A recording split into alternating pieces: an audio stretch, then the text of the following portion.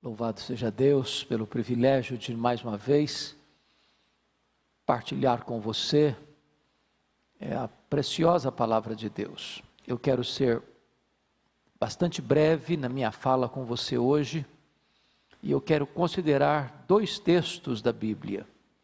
O primeiro deles está no livro de Provérbios, no capítulo 27. Provérbios 27. Versículo 1, e esse texto diz assim: não te glories do dia de amanhã, porque não sabes o que trará à luz. O segundo texto que quero compartilhar com você está na carta de Tiago. Abra comigo, por favor, na carta de Tiago, no capítulo de número 4, versos 13 a 17. Está escrito o seguinte: atendei agora, vós que dizeis, hoje ou amanhã iremos para a cidade tal, e lá passaremos um ano, e negociaremos, e teremos lucros. Vós não sabeis o que sucederá amanhã, que é a vossa vida. Sois apenas como neblina que aparece por um instante e logo se dissipa. Em vez disso, devíeis dizer: se o Senhor quiser, nós viveremos, como também faremos isto ou aquilo. Agora, entretanto, vos jactais das vossas arrogantes pretensões. Toda jactância semelhante a essa é maligna. Portanto, aquele que sabe que deve fazer o bem e não o faz, nisso está pecando.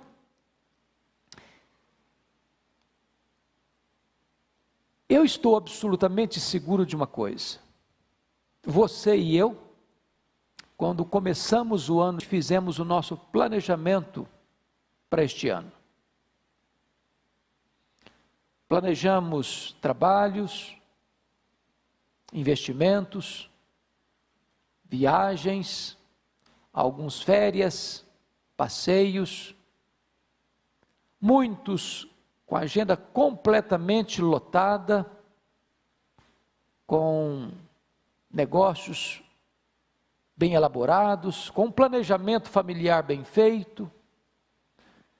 Porém, de repente surge uma crise, uma pandemia, que abala a saúde pública e traz um terremoto na vida econômica do Brasil e do mundo.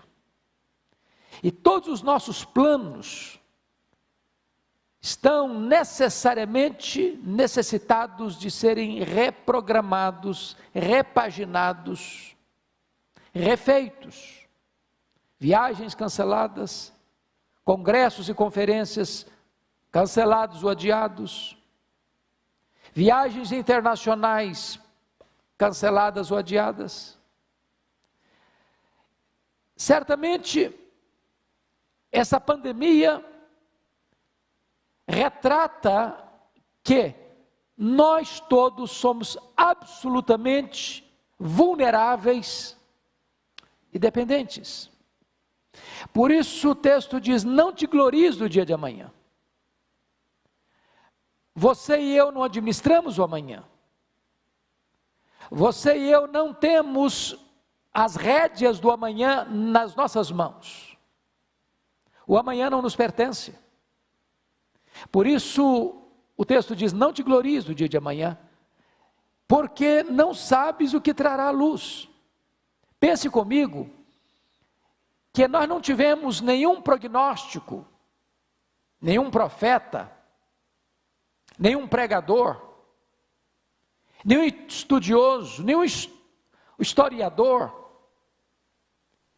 afirmando que em 2020 teríamos uma pandemia que botaria as nações de cócoras, diante de um vírus, que já ceifou mais de 150 mil pessoas em todo o mundo.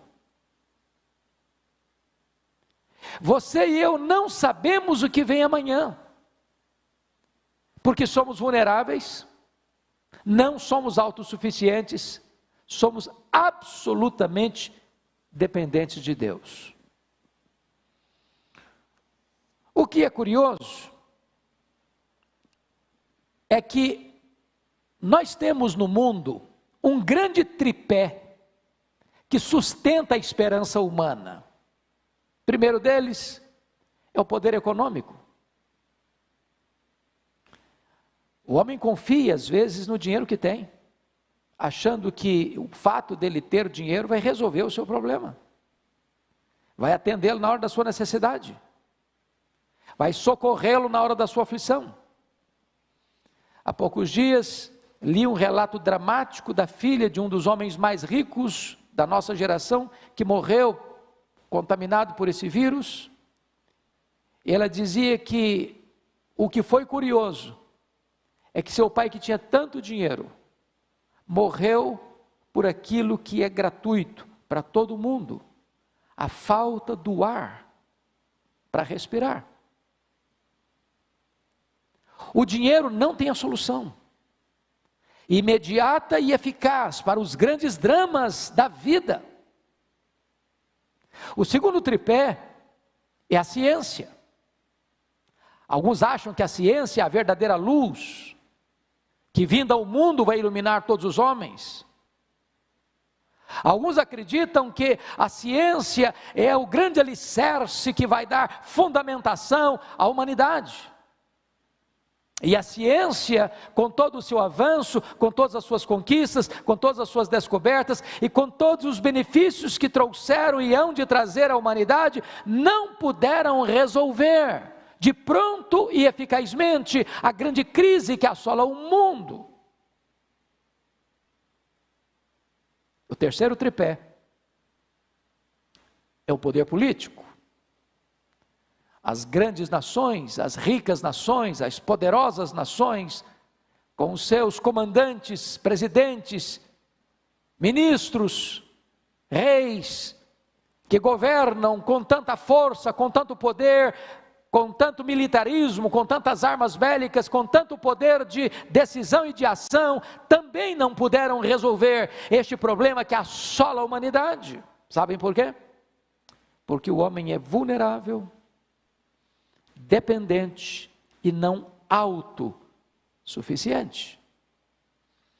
É por isso que esse texto de Provérbios 27:1 e o texto de Tiago 4:13-17 é tão oportuno para a nossa reflexão nessa conjuntura.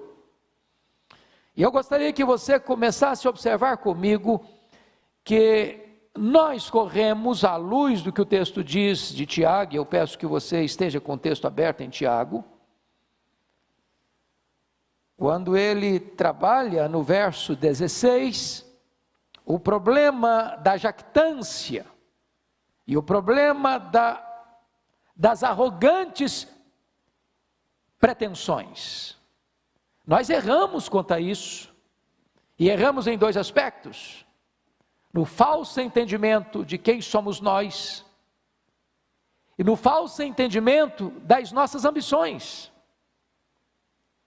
Porque às vezes julgamos que a vida está em nossas mãos e que o tempo está a nosso favor. Achamos que nós estamos no controle. Nós vivemos numa geração humanista. Nós vivemos numa geração que põe o homem no centro, que idolatra o homem. Esta é o antropocentrismo idolátrico, onde o homem se vê no centro do universo e tudo gira em torno dele, por ele e para ele, e ele é o grande supremo comandante, e basta o arauto de um vírus que você não pode ver a olho nu para botar todos esses valores por água abaixo.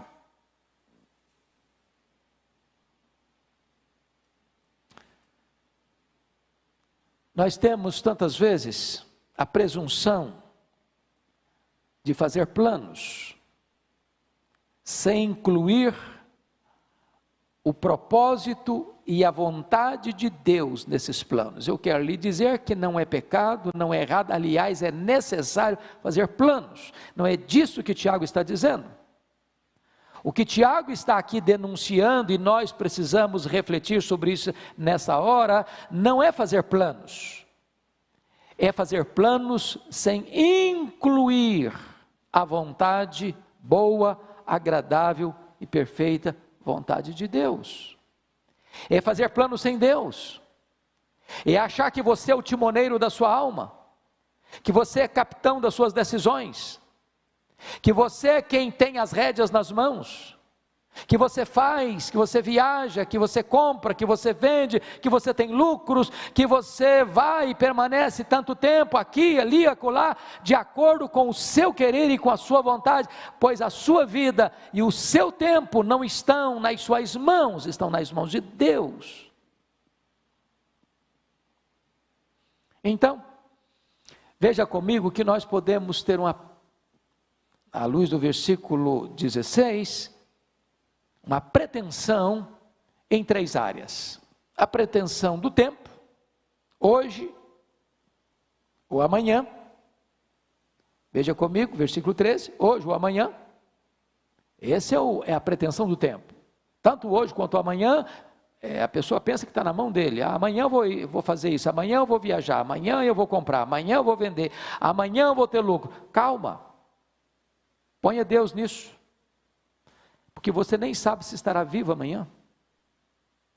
A sua vida não lhe pertence. Você não administra o seu futuro. Segundo, pretensão com respeito às escolhas. Iremos, passaremos. Essa é a questão da decisão. Eu vou fazer essa escolha. É o que o texto diz, nós iremos para a cidade tal. E nós passaremos lá 1 ano. Nós temos um plano, nós temos um projeto. Nós temos todo um estudo de caso, onde nós vamos fazer, conforme o nosso querer, conforme a nossa vontade, porque nós tomamos decisões e realizamos as nossas ações, e somos soberanos nisso. Essa é a vã pretensão, que Tiago chama de pretensão arrogante, e ele chama de jactância maligna, porque exclui Deus, mas também as pretensões, elas podem tocar na área das habilidades. Veja você, no versículo 13 ainda, diz que nós negociaremos e nós teremos lucros. É o homem que toma a decisão, é o homem que acha que vai acontecer, vai fazer, vai ter resultado, vai ter lucro, porque ele é quem planejou isso. E veja você, que o arauto chamado Covid-19 é suficientemente forte para colocar todas essas arrogantes pretensões e jactâncias malignas ao chão, e tirar toda essa altivez do homem, esvaziar sua bola, e mostrar para ele que ele é vulnerável, dependente e não autossuficiente. Pois bem, como nós podemos nos proteger dessas vãs pretensões, dessas arrogantes pretensões, ou presunção? Primeiramente, eu acho que nós precisamos reconhecer e ter consciência da nossa ignorância. Olha o versículo 14 comigo. Vós não sabeis o que sucederá amanhã, ponto. Com todo o nosso saber, com todos os nossos prognósticos, com toda a nossa provisão de tempo, com todos os nossos estudos, com toda a nossa ciência, com toda a nossa perícia, o texto é categórico: vós não sabeis o que sucederá amanhã. Fomos pegos de surpresa, fomos apanhados nessa rede da ignorância. E o mundo está em pânico. E as nações estão completamente aturdidas. Por quê? Porque nós temos que admitir a nossa limitação do saber com respeito ao futuro. Vós não sabeis o que sucederá amanhã. Segundo lugar, ter consciência da nossa fragilidade. Olha comigo o versículo 14. Que é a vossa vida? Sois apenas como neblina que aparece por instante e logo se dissipa. Note você a fragilidade da vida, a vulnerabilidade da vida. Morre o idoso, morre o adulto, morre o jovem, morre a criança, morre o rico, morre o pobre, morre o doutor, morre o analfabeto, mora o homem que mora no palácio, morre o homem que mora na palafita, mora o homem piedoso, morre o homem ateu. A morte é democrática e ela chega a todos. Ela é o sinal de igualdade na equação da vida, ela chega a todos. Por quê? Porque não importa a saúde que você tem, não importa o dinheiro que você tem, não importa o conhecimento que você tem, não importa o lugar que você mora, não importa o cargo que você ocupa, você e eu somos frágeis e vulneráveis. Mas ainda, terceiro lugar, como nos proteger desta presunção? Primeiro, saber da nossa ignorância. Segundo, saber da nossa fragilidade. Terceiro, saber da nossa total dependência de Deus. Olha o versículo 15 comigo. Em vez disso, devias dizer, se o Senhor quiser, nós viveremos. Como também faremos isto ou aquilo. Então, deixa eu lhe dar um conselho. Não é clichê, não é clichê. Não é jargão religioso. Nós, se não temos este hábito santo, bíblico, correto, devíamos começar a usar esta expressão, se Deus quiser, ou se Deus permitir, eu irei, eu pregarei, eu viajarei, eu negociarei, eu passarei tanto tempo na cidade tal, eu terei lucros, eu casarei, eu trabalharei. Se Deus quiser, se Deus permitir. Nessa conjuntura social, onde o nome de Deus tem sido banido da imprensa tantas vezes, da mídia tantas vezes, das cortes tantas vezes, do parlamento tantas vezes, dos palácios tantas vezes, das universidades tantas vezes, das escolas tantas vezes, do teatro tantas vezes, da literatura tantas vezes, é necessário reinserir a realidade de Deus, porque nós somos dependentes. Se Ele não quiser, não viveremos. Se Ele não quiser, não faremos. Se Ele não quiser, não viajaremos. Se Ele não quiser, não teremos trabalho. Se Ele não quiser, não teremos lucros. É dele que vem o nosso sustento e dele que vem totalmente a nossa proteção e cuidado para viver, para fazer e para acontecer. Se Ele não quiser, nada disso vai acontecer.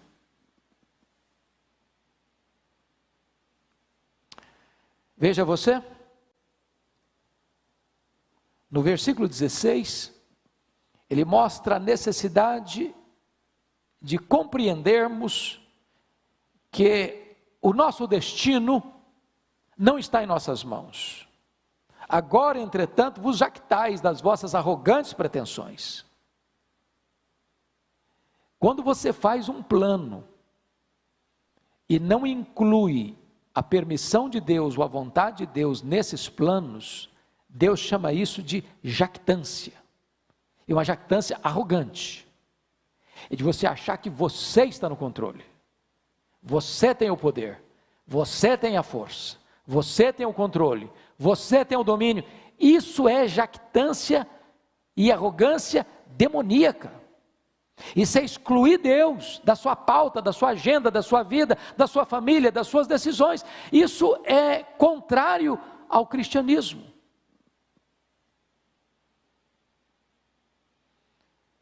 Mas veja você, que no verso 17, ele estabelece algo interessante. Portanto, aquele que sabe que deve fazer o bem e não o faz, nisso está pecando. Diante da vulnerabilidade da vida, diante da brevidade da vida, porque a Bíblia compara aqui a nossa vida de uma maneira interessantíssima, como neblina. E você às vezes está andando por uma estrada e tem uma neblina de manhãzinha, daqui a pouquinho o sol brota, e a luz do sol chega, e o calor chega, e a neblina se dissipa, e ela vai embora. A Bíblia compara a nossa vida como um corredor veloz, como a agulha de um tecelão, ou como um breve pensamento, ou como uma flor que viceja, floresce, depois murcha e seca. A Bíblia compara a nossa vida como um corredor veloz. Então, diante desse fato de que você e eu somos vulneráveis, diante desse fato que você e eu não temos capacidade de tomar decisões e levá-las a cabo por nós mesmos, nós deveríamos viver a vida com mais antenas ligadas a quem está perto de nós. E se alguém chegar precisando de socorro, de ajuda, de uma mão estendida, não deixa para depois. Mesmo sabendo que você deva fazer o bem, não deixa para amanhã. Então o que o texto está dizendo é o seguinte: aproveite as oportunidades, viva cada dia. Todo dia viva na dependência de Deus, todo dia é dia de fazer o bem, todo dia é dia de investir no próximo, todo dia é dia de investir no reino, todo dia é dia de você pensar além de você mesmo, também no outro. Porque essas pessoas que estão com essas vãs pretensões e arrogantes pretensões, elas estão pensando nelas: eu faço, eu viajo, eu passo tanto tempo, eu vou ter lucros, eu vou comprar, o eu, sempre no centro, e ele fazendo para ele, e ele trabalhando para ele, e ele tendo lucro para ele, e ele deixando as oportunidades passarem de fazer o bem. Você com esta crise está aprendendo algumas lições tão importantes. Primeiro, você e eu precisamos de muito menos para viver, muito menos do que você imagina. Você pode aprender a viver uma vida mais modesta, para ter mais condições de socorrer o necessitado à sua porta, de você não deixar de fazer o bem, porque tudo que Deus bota na sua mão, não é apenas para você comer todas as sementes, você precisa semear também essas outras sementes, lançar o seu pão sobre as águas, e na medida que você vai fazendo o bem, Deus vai multiplicando a sua sementeira, para que mais outras pessoas possam ser alcançadas. Então eu quero concluir, e ao concluir, eu quero dizer a você duas coisas. Primeiro, o perigo que é desobedecer à vontade de Deus quando você já a conhece. Esse é o alerta do último versículo, versículo 17. Portanto, aquele que sabe que deve fazer o bem e não o faz, nisso está pecando. A omissão é um grave pecado. Ele não está falando de alguém que desconhece a vontade de Deus. Ele está falando para alguém que conhece a vontade de Deus, e mesmo conhecendo-a, não a obedece. Mesmo sabendo que precisa fazer o bem, porque fazer o bem é a expressa vontade de Deus, ele deixa de fazer o bem, e nisso, nessa omissão criminosa, ele está pecando. Segundo ponto, preste atenção comigo, é a obediência à vontade de Deus, no versículo 15. No verso 15 diz: em vez disso, devíeis dizer, se o Senhor quiser, nós não só viveremos, como também faremos isto ou aquilo. Se Deus quiser, nós passaremos por essa crise. Se Deus quiser, o Brasil se recupera economicamente. Se Deus quiser, os nossos empresários não vão quebrar e vão se recuperar. Se Deus quiser, os nossos empregados vão continuar trabalhando e botando pão sobre a sua mesa. Se Deus quiser, Deus há de proteger você e a sua família. Se Deus quiser, as nações vão ser poupadas desta grande pandemia e dessa grande calamidade. Se Deus quiser, nós viveremos. Se Deus quiser, a igreja vai ser mais viva. Se Deus quiser, a igreja vai ser mais quebrantada. Se Deus quiser, um grande avivamento vai varrer a igreja evangélica brasileira e mundo afora. Se Deus quiser, tempos novos hão de vir da parte de Deus, tempos de refrigério para a glória do seu nome. Se Deus quiser, Deus está no trono e nós somos totalmente dependentes dele. Que Deus abençoe o seu coração. Que Deus abençoe sua vida.